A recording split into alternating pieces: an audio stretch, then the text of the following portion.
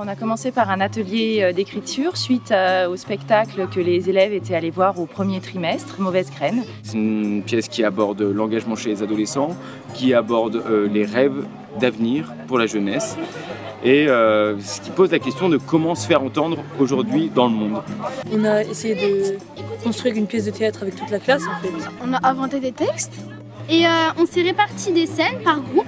Chaque groupe il fait comment construire la cabane, qu'est-ce qu'on va faire après la cabane, qu'est-ce qu'on va faire dedans.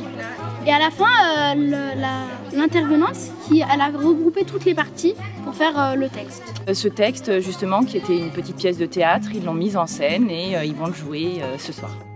Ils sont vraiment investis et ils sont bien présents dans le projet. Donc les 6e 2, c'est ceux qui ont travaillé avec moi sur des journées avec une architecte qui s'appelle Zélie, qui fait partie de la compagnie Institut. On va travailler avec des groupes qui vont dessiner la cabane, qui vont dessiner plein de cabanes.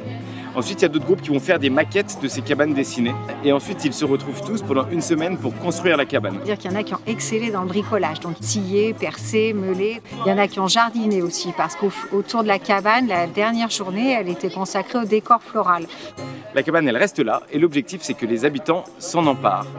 Là-dessus, on a eu le concours de Alpes Isère Habitat qui nous a mis à disposition un espace. Et puis, on a bénéficié de soutien de partenaires privés, type le magasin Gamme Vert à Salès-sur-Sanne qui nous a fourni des végétaux et du matériel. On bénéficie surtout d'un soutien financier de la part de l'État, la DRAC, la Direction régionale des affaires culturelles Auvergne-Rhône-Alpes, de la communauté de communes entre Bièvre et Rhône, également d'autres fonds qui peuvent être des fonds d'État dans le cadre des quartiers politiques de la ville, qui peuvent être des fonds départementaux dans le cadre des collèges et également de la région Rhône-Alpes.